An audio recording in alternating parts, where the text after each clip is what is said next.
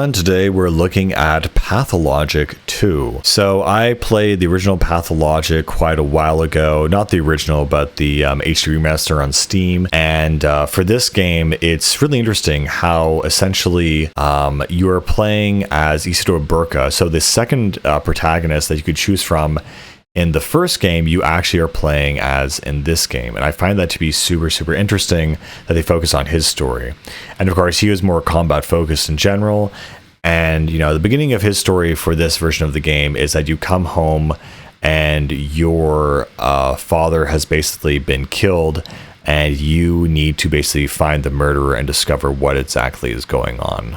And so, you know, there's been a kind of a graphical update, a character update. I guess combat is a little bit better than the original game, but it kind of just looks better, honestly.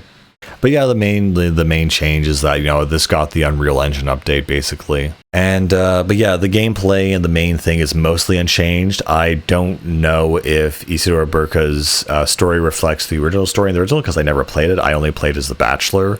So playing as Isidore Burka is, it's interesting, again, because, you know, the body of the town, you know, the town is divided into these strange bodies, or parts of the body, like the spleen and, you know, the arteries and the abattoir and whatever, the heart. However, there are a lot more spiritual segments in this campaign that I'm pretty sure were not in Daniel's campaign in the original, where you like meet the step woman. You actually go to the actual beating heart of the town, which is a real thing hidden underneath, which is a actual giant beating heart. And there's a lot more spiritual weird vision quests and things that go on, and I really like the endings to this game because, again, they have a more weird abstract things going on. They also have this big procession where there's a giant bull, and you're like, what the heck is that? And to get to the end of the game to find out the context for everything. But yeah, you know, a lot of the dialogue has basically been left untouched. It has the same vibe as the original Pathologic.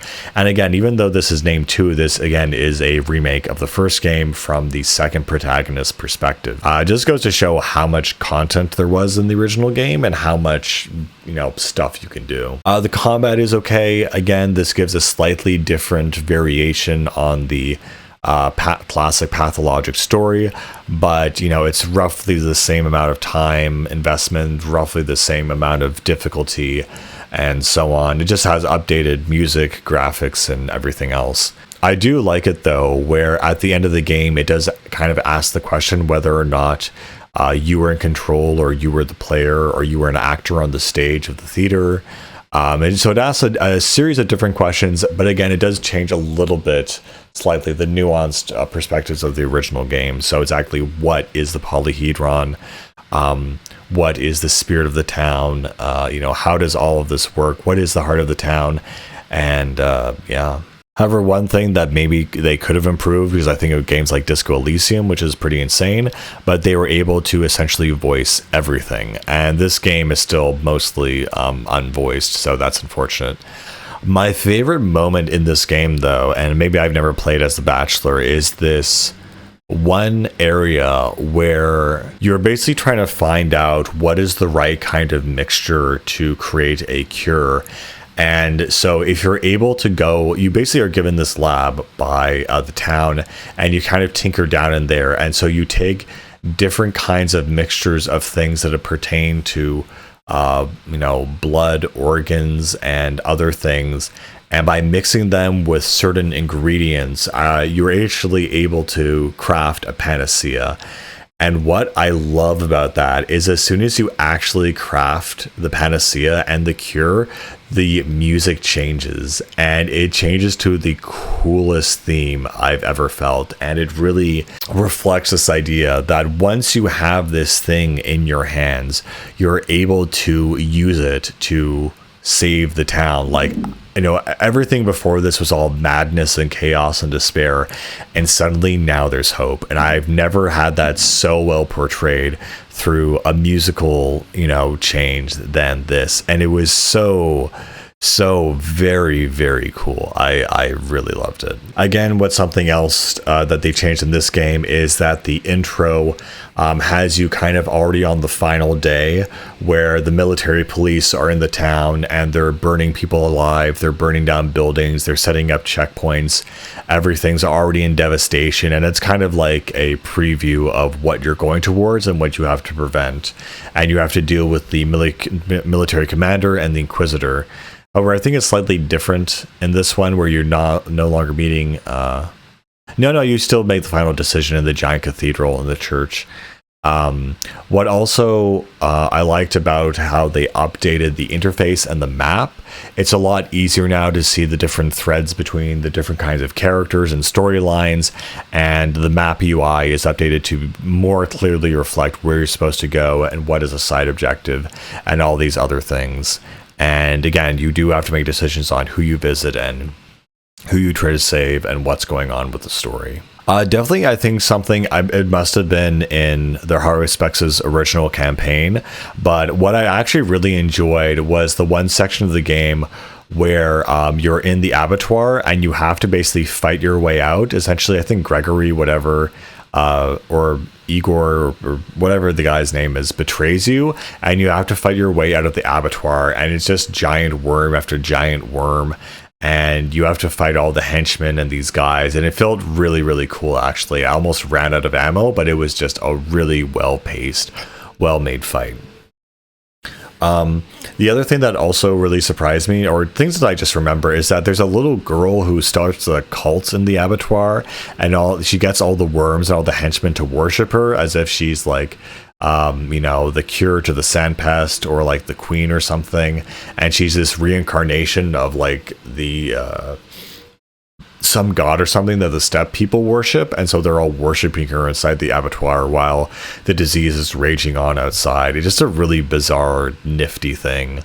I really love the atmosphere in this game, and it still stays true to the original while adding a lot of just nice things to it, quality of life improvements and that kind of stuff, while also not dumbing down the gameplay and turning it into,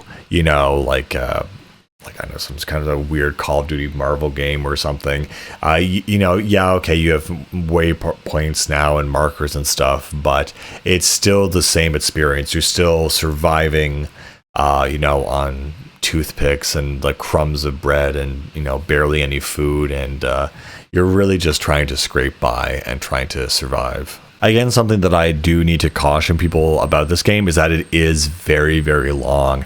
And so I remember I started this game, I got in maybe like a couple, maybe 3 hours, and then I put it down and I kind of didn't touch it for like a while, and I went around and played other games. And that kind of break was really bad because when I came back to this game, I was like, oh wait, what was I doing? Where am I going? Do I have to restart the game? And I did restart the game for a little bit, but I kept my old save, and I thought, no, I'm just gonna go back to my old save. I already know what happened here.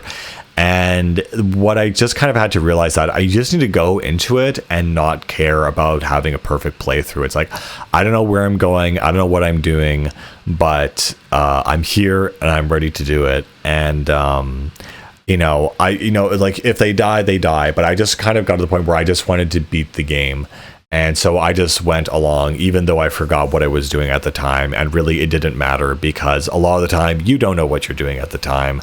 And you're just trying to basically survive through this brutal town. But yeah, the atmosphere, the tone of this game is again, really, really interesting, bizarre. But yeah, the total time of this game might be like a 60-hour game. So it is definitely very long, very intensive. But yeah, I just recommended I just play it in one go, and then I just kind of got it done with, essentially. And then I was like, okay, cool, I got that in my repertoire. And once you get to a certain spot in the game, it does actually get better. I mean, it opens up pretty strong, but there's a little bit of a slog in the middle. But the way it ends is just really, really fascinating.